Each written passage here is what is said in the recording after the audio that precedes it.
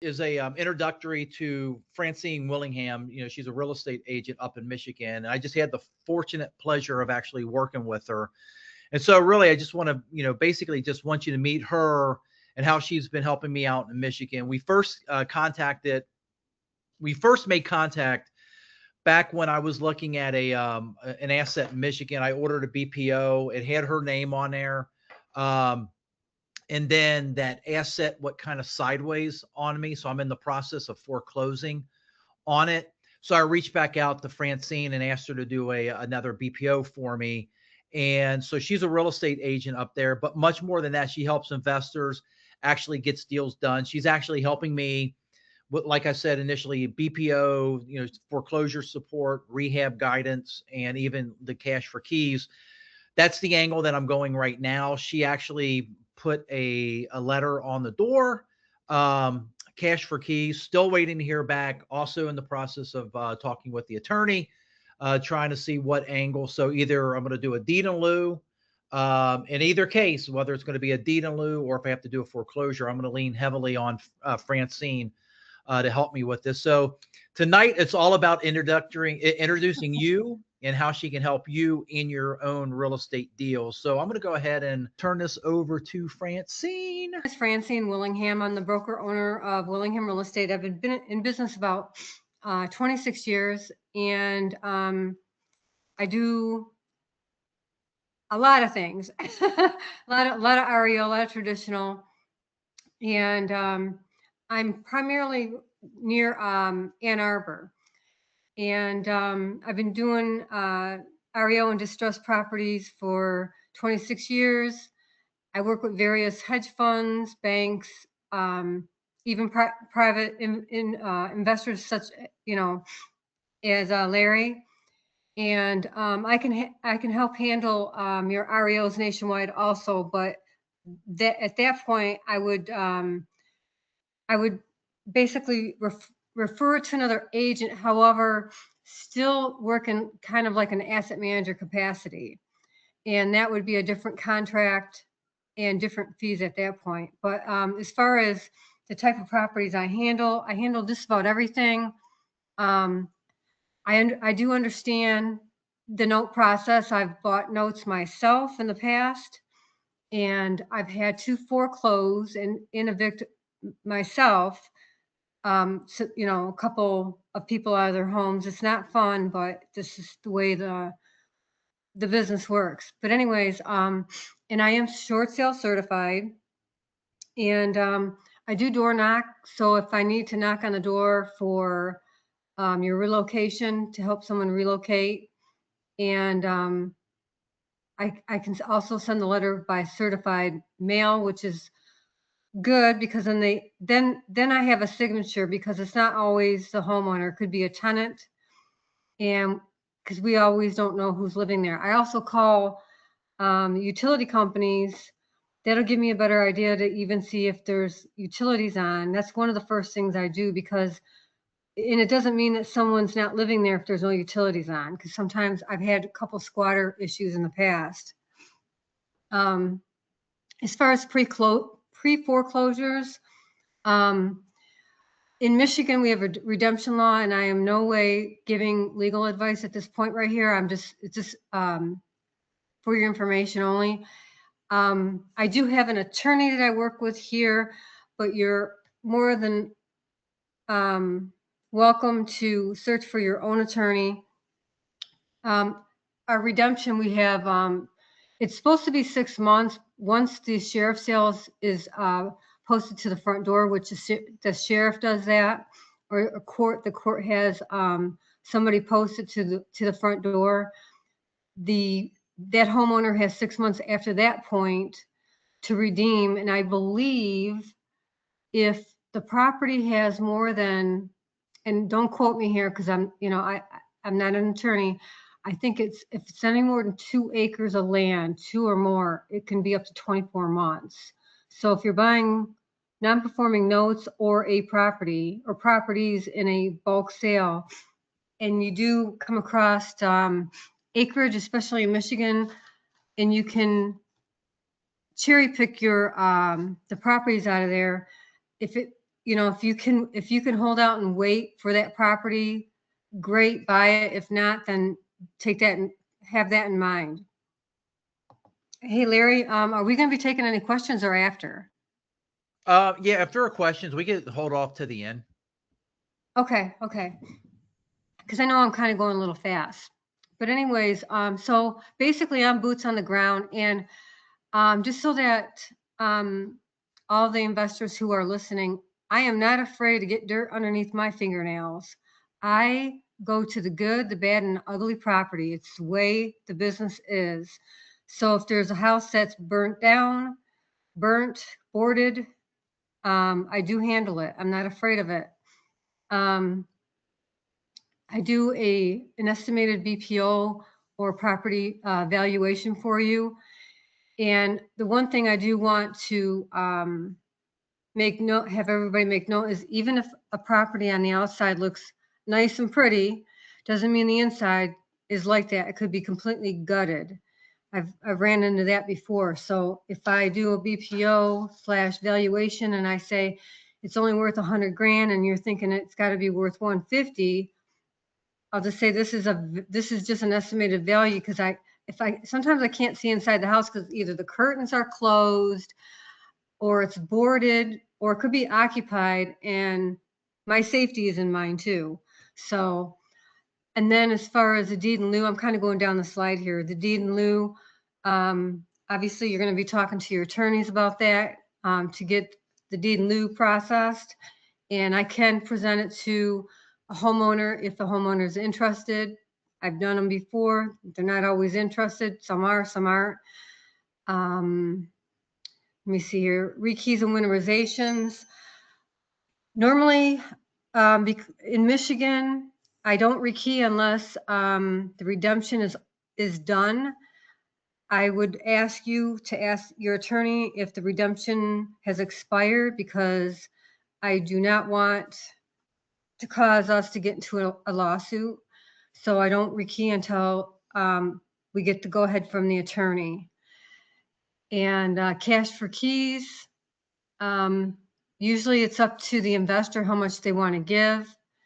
In my experience, the amounts are between 500 to the highest I've seen is $7 grand, but the $7 grand that I gave was on a house, a REO property at $1.5 million, and they did not take it.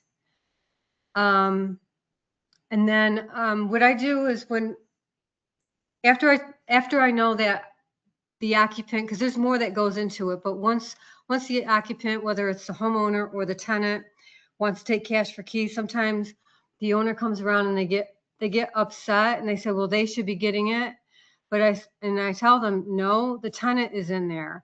And they say, well, the tenant hasn't been paid. And okay, I understand that. However, how this works is the bank or the investor gives the relocation money to the tenant, because that's who's moving out.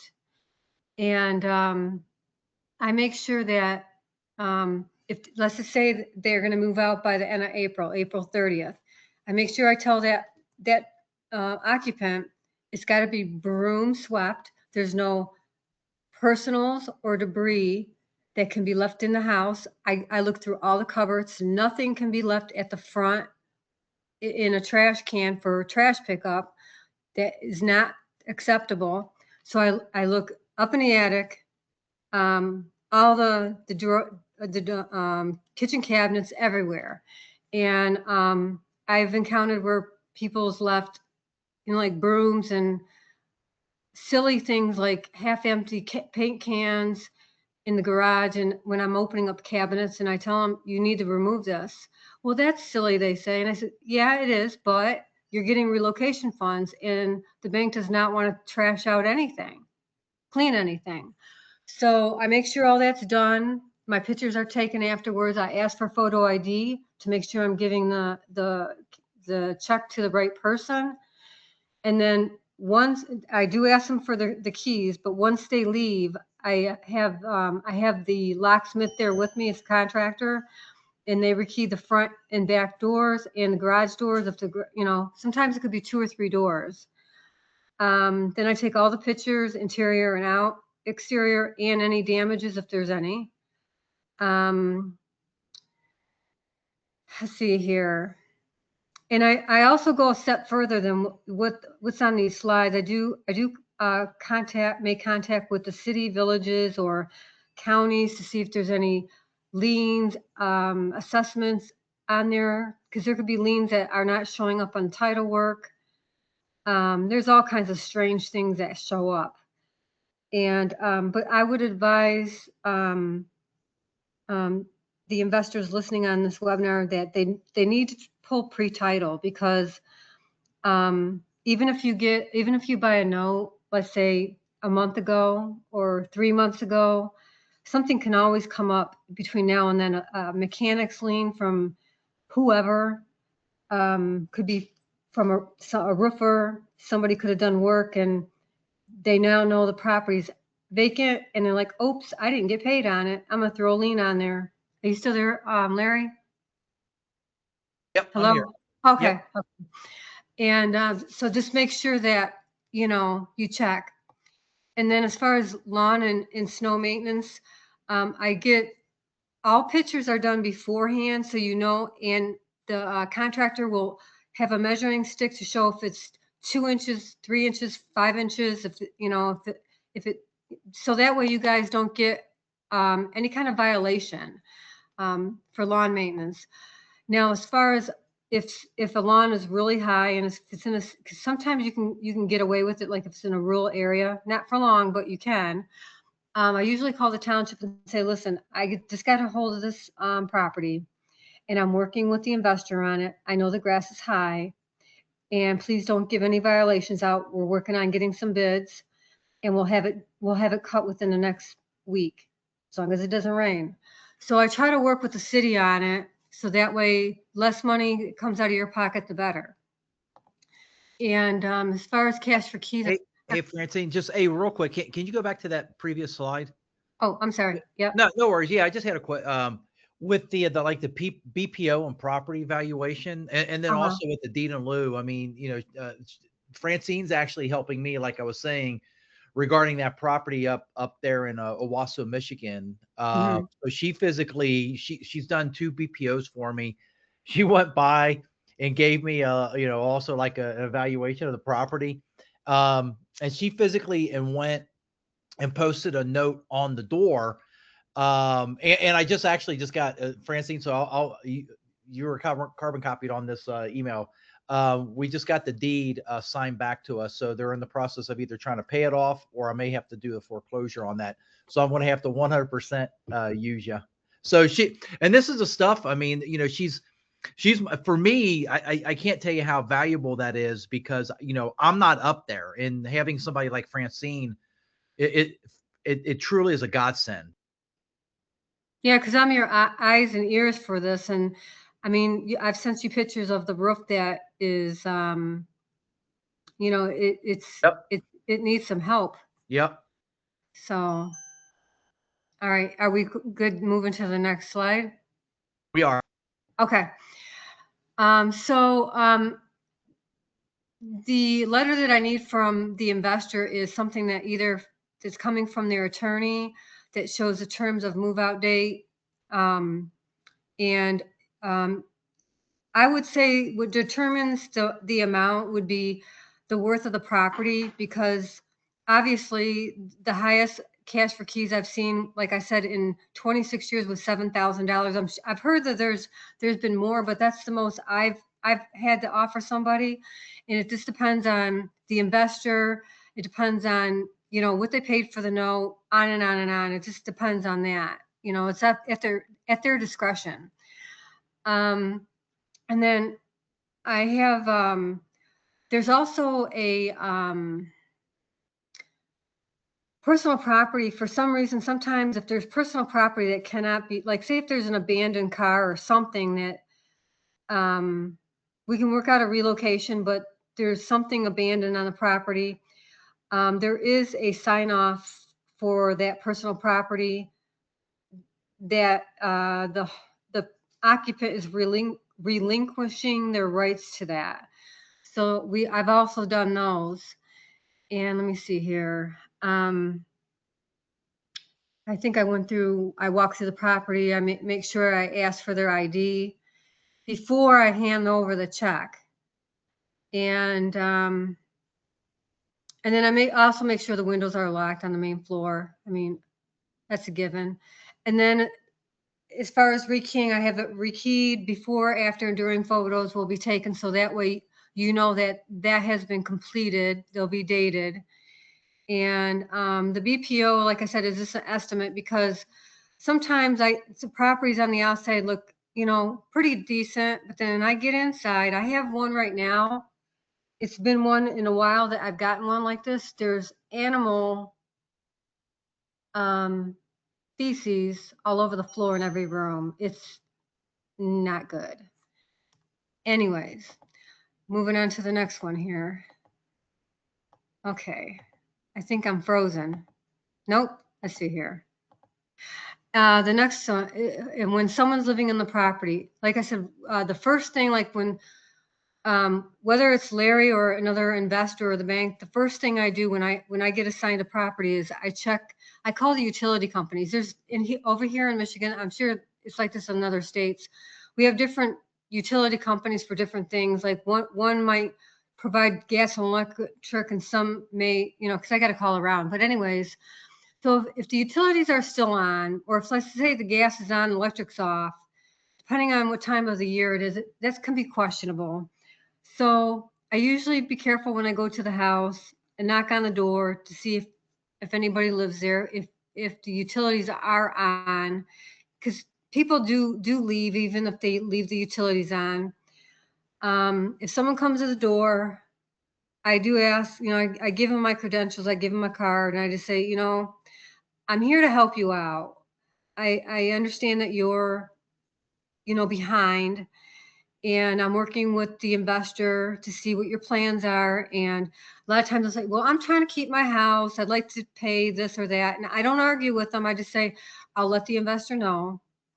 And I try to get their information from them, email, their phone number, how many people are living in a house, how many minors are living there. That's important. And also the other important thing is if there's if it's a veteran, because I do know veterans are protected. If they are overseas and active duty, I don't think by federal law we can foreclose on them. Correct me if I'm wrong, Larry. So I was trying to get to the unmute button. Yeah, that I know there's some stipulations with it. And once again, you always have to consult an attorney with that. I would, because I know different, but I do know the veterans are protected. But anyway, so as far as like if an occupant becomes, I've had it sometimes non-combative. I've had someone who's, I'm out on public street and I'm taking photos and someone's yelling out their front door, "What are you doing taking pictures of my property? You can't be doing that. That's against the law." I'm like, I'm on public land. I'm in the street. Yes, I can take a picture. And some people think I'm scoping out their house, and I'm not. But anyhow, I've had issues where I've had to call the sheriff because my safety is at stake. And if I have somebody that is non-cooperative, it hasn't been very often, but if someone is combative like that, I do call the police or the sheriff to let them know, hey, I got to post this, or can you post this? Walk up to the door with me so I can take my picture for the investor, because I want to be safe. No one needs to get hurt. And then if they refuse to cash for keys, a lot of times they'll be on the phone or they'll text me, "No, I don't want cash for keys. It's not enough. I need more than that to move out. I got to have security deposit."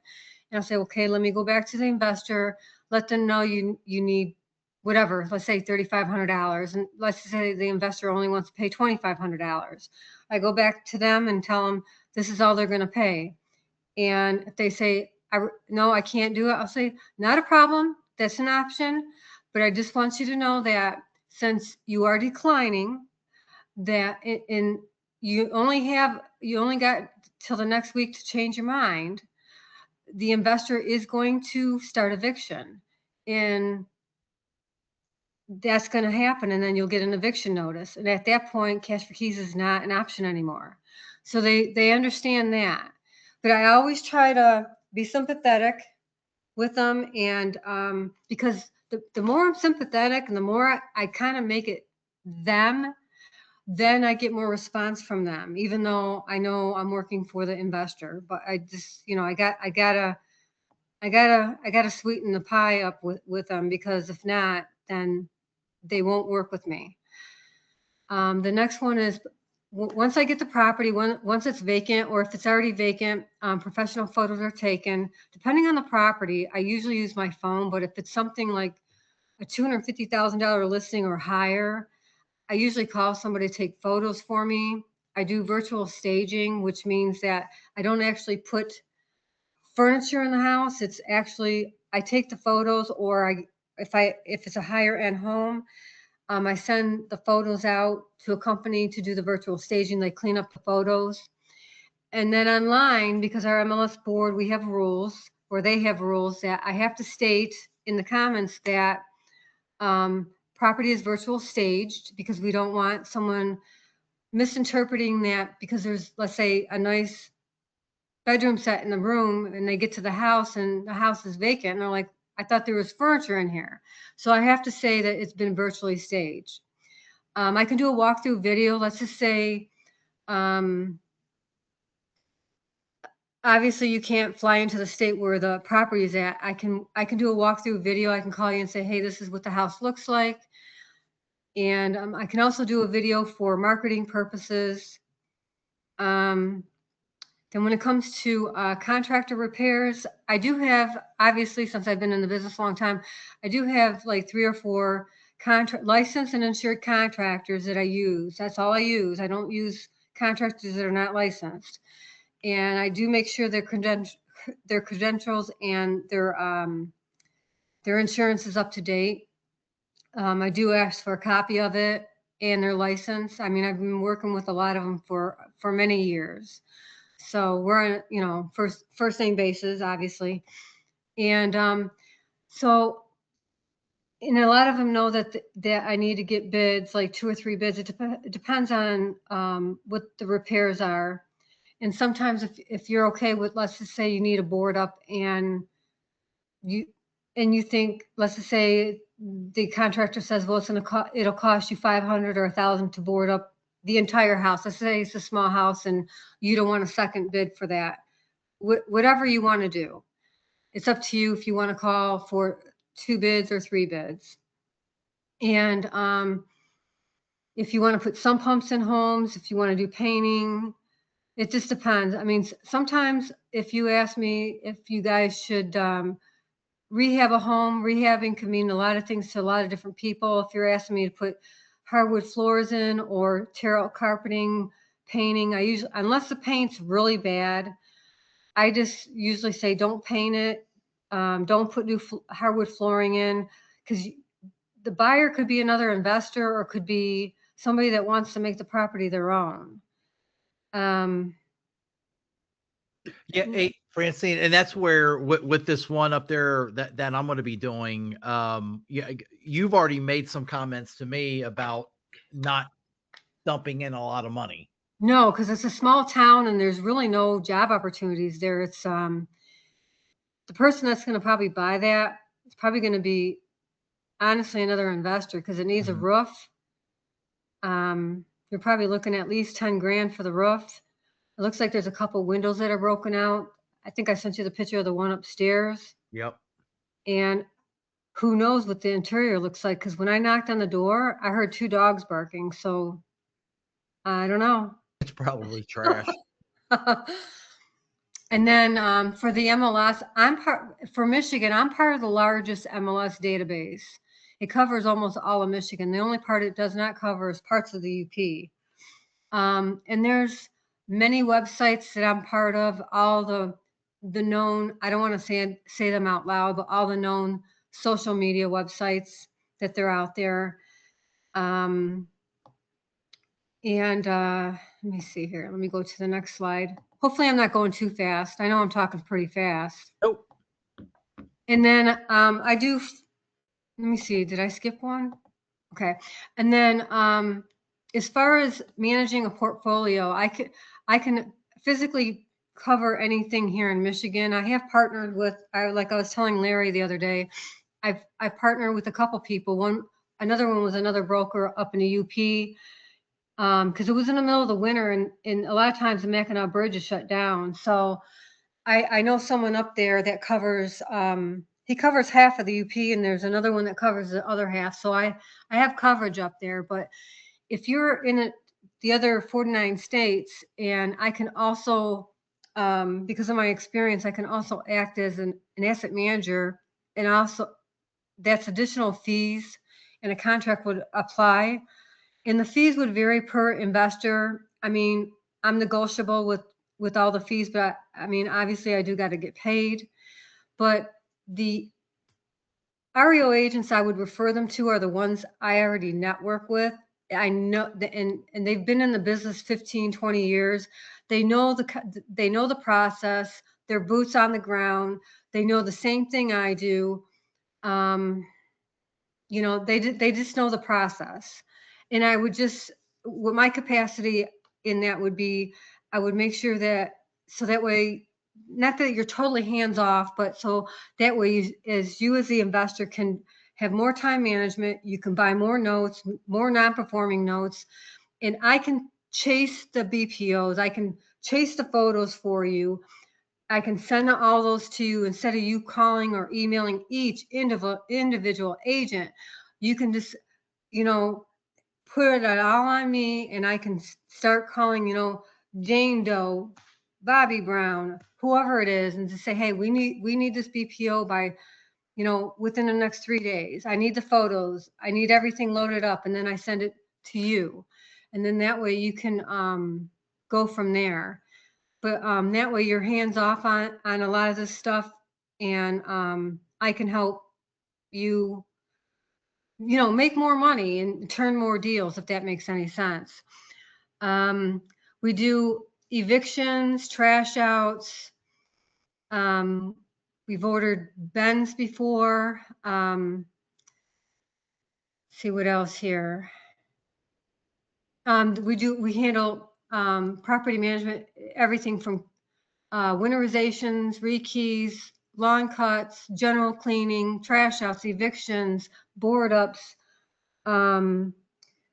We've had sump pumps put in, toilets put in, everything A to Z.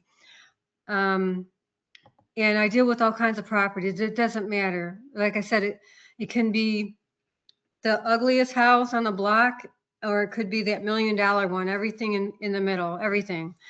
And then occupancy checks, it depends on the investor, how many times you want occupancy checks, if you want them done bi-weekly, once a month. Basically, it's just to make sure that if the property is occupied, to see if someone moved out, or to make sure we don't get any squatters in the house. Not saying it never happens, because I've had a couple in my time, squatters, and the bank had to go through the court system, but then they ended up moving out. But anyway, hey, Francie, I mean, that was one of the things that you did for me. I thought that property was vacant, and you called the utilities company for me and found out that the utilities were we're on. on. Yeah. It looks vacant from the outside. You couldn't tell someone's living in there. I mean, it's not very well kept. I mean, the lawn was cut, but you know, that doesn't mean anything. Yep. The neighbor could have been doing that, because a lot of times I'll knock on the next, or that's another thing I do. If I knock on the door of the property that you are gonna buy, or you already bought, whether it's through a tape of non-performing loans and you're buying the note, or you bought the property, I'll knock on the neighbor's door and see if sometimes people want to get involved, sometimes they don't. Sometimes they'll go, I don't know anything. Okay, not a problem. Or I'll go across the street and say, hey, you know, did somebody, how long ago did they move out? You know, they'll say, oh yeah, there was a moving truck out there about a month ago or a week ago or whatever. And so that way, I'll know. And sometimes they give me an earful. Sometimes they go, yeah, I've been cutting that lawn for about 3 weeks now, blah, blah, blah, you know. So sometimes I get more information than, not that I want, but more information. All right. So, and then let me see here. Yeah. So more time for deals. Yeah. So that way you have more times for deals if I act as like the asset management property manager for you, because I already know the process. You don't have, there's no training me. You don't have to, the only thing that I don't know is in other states, I don't know the laws. So you'd have to, work with your attorney on that. And most agents, even if you got an agent from another state, they're not going to know the law either. So, I mean, like for me, I know the redemption stuff, but I just got to make it clear at the top of every time if I have a webinar like this, that I'm not giving you legal advice. But even though I know kind of like, I know how it works. That makes any sense, right, Larry? Yep, 100%. Okay. Yeah, I'm glad you shortened. I'm glad we shortened this up. But if I'm working for investors on as the broker side of things, I will advertise your properties. It depends on your property though. Like if it's a higher end property, I also do aerial tours also. I've done that like I had a 10-acre property. I done an aerial tour on that. I did virtual staging. That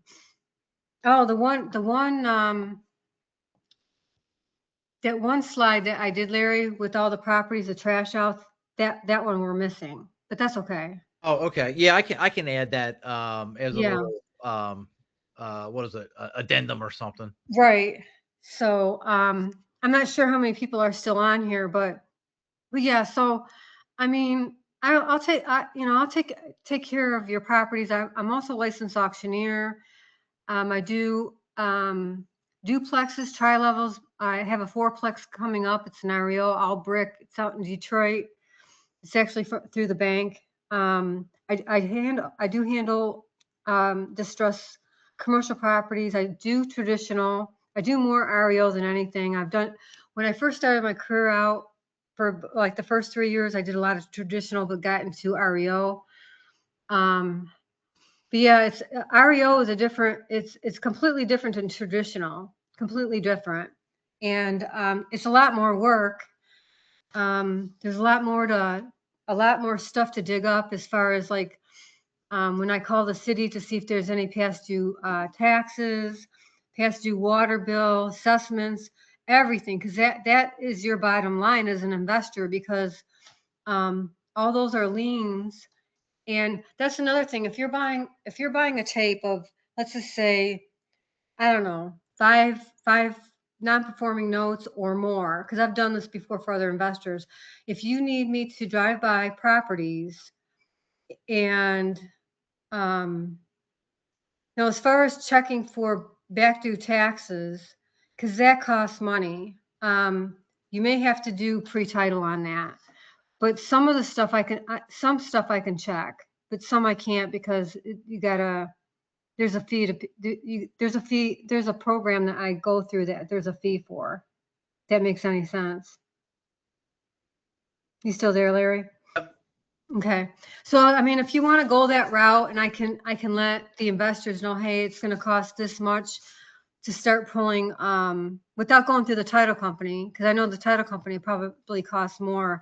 Yeah. I can check to see if there's any past due taxes and something, if taxes went to the county, because that's the big one, is if taxes went back to the county, especially like if they're at a year behind, you only got the other year before someone can buy those taxes at tax sale.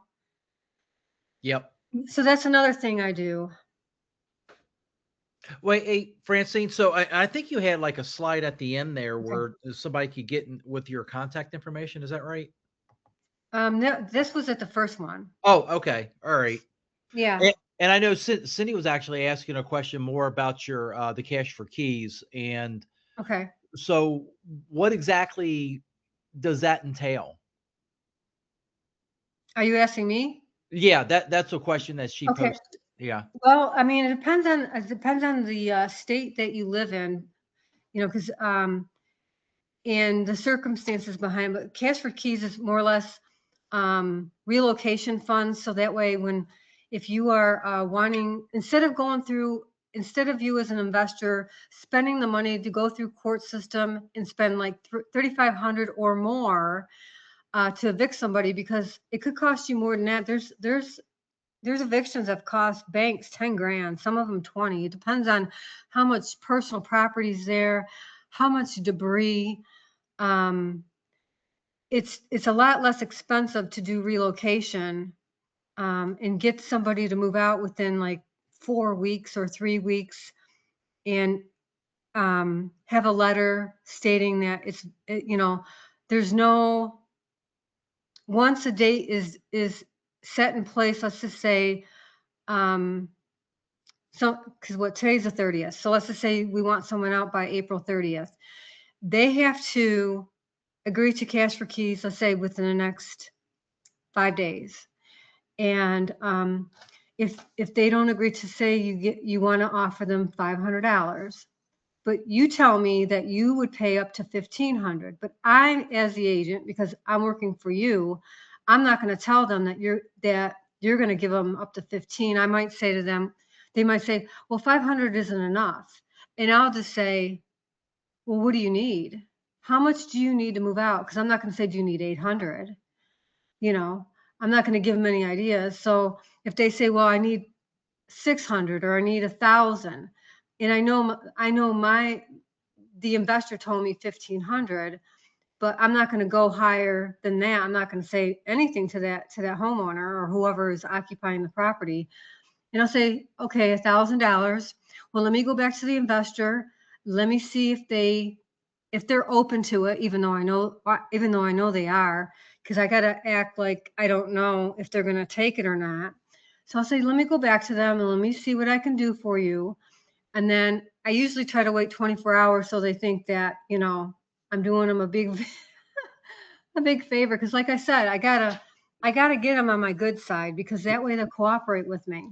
Yeah, So and that's what you're doing for me right now, right? yes, yes, Because I have a certain amount that I'm willing to pay, right.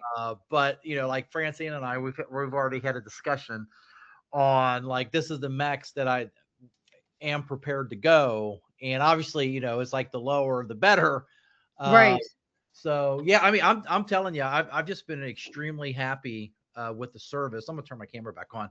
I've just been Mhm. extremely happy with the service that Francine has provided with the like the BPOs and the cash for keys, and then just going and I mean, physically calling the utility company for me. And so, it's more than likely I'm going to get this property back, and I'm going to need Francine to just kind of like help me with it. I'm down here in Ohio, she's up there in Michigan, so she'll be able to help me with it, and that's just a load off my mind knowing that I have somebody like Francine in Michigan, and that's the whole point of this this webinar is to introduce you to her to where if or when you do buy something in Michigan, and I know Francine, she, I think you said this yesterday that you're not afraid to drive No.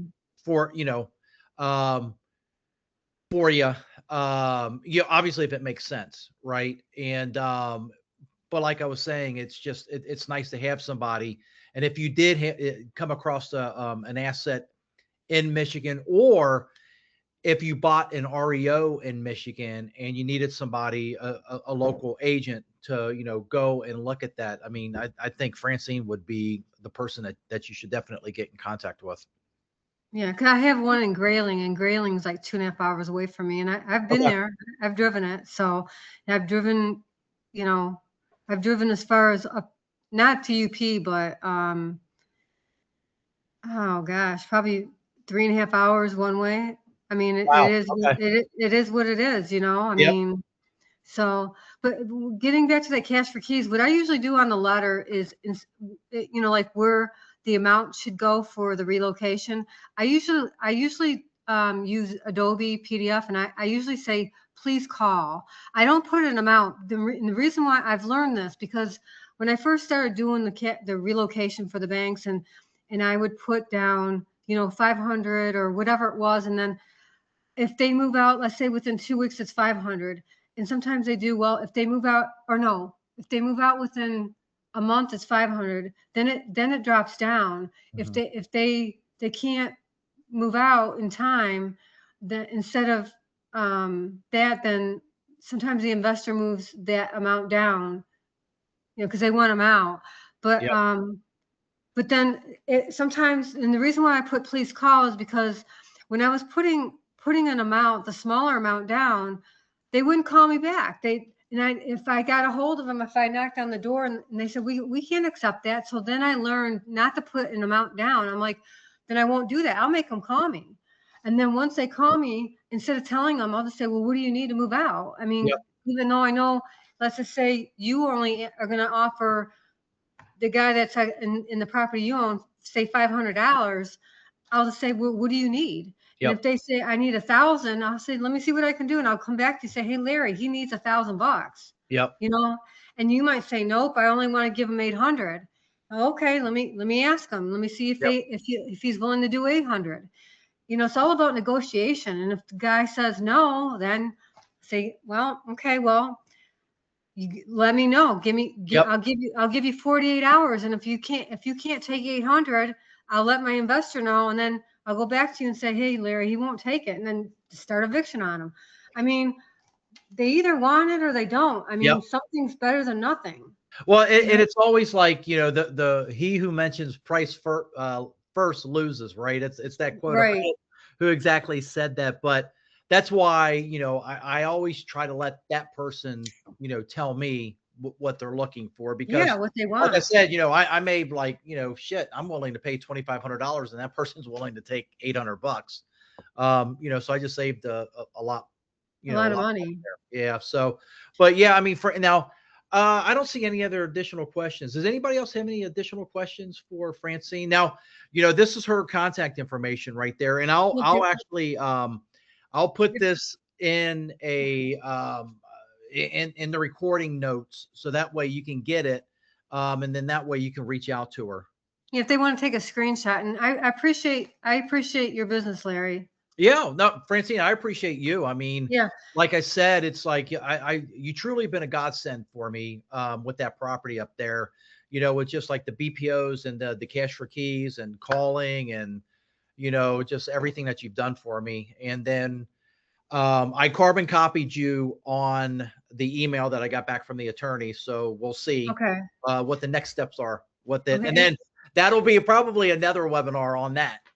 Okay, and what I want to add as a final note is that I just want whoever is still left on this webinar, any of the investors, and Larry, I know we already established this, but I just want everybody to know that I want to build a business trust with the investors, knowing that I work for you, even if I double end a deal, I'm still working for you, and I will make sure that your property. I mean, it doesn't matter if the property's a $500 property. I've dealt with properties for $1,000, like vacant land, or if your property's $5 million property. Anything, every property gets the same treatment. This is what I do full time. This is my business, and I treat everybody the same way. And whenever there's a buyer that comes in, um, they all, as long as they're able and willing, buyers are treated fairly. If we have highest and best on properties, I try to be fair with everybody. If I got investors saying, well, if you got off market properties, and I think it's better to sell on the market, because then you get highest and best, so you get Yep. multiple properties, and it's better for you as an investor, your pocketbook, because that means that the highest and best offers raises that price up for you. Yep. Hey, Francine, Dave Frazier had a question. He said, I had a question on taxes. Does Michigan post current tax bills on their websites. Yeah, it's public record. That's, you might have to do a FOIA, which is Freedom of Information Act, FOIA. That's FOIA, but yeah, it's public record. Some states are not. Yeah, and I'll just add to that. I know like a small county in Indiana, they don't have that on their website. So I have Okay. to physically call the tax assessor's office to get that information. Mm-hmm. And that is public information. Yes. Awesome. Yeah. All right. So If you guys have any questions for Francine, like after this, you could go ahead and send them to me. I can say, well, I mean, you have her contact information, you have her email address there and her number. Please feel free to reach out to her. And Francine, I really appreciate you being on yeah, this webinar. thank you for the opportunity. And to the investors, if you guys do reach out to me with a text or a phone call, because I do texting also, that's my cell there. Just let me know that you were part of Larry's group, so that way I know where you got my information from. And thank you, Larry, for the opportunity. And I look forward to continuing our the property that you have for me, and whatever other ones that you got coming up. Yep, I appreciate it, Francine. Thank Thanks. you, Larry. Okay, thank you. Everybody have a good night. We'll see you guys. Bye. Bye-bye.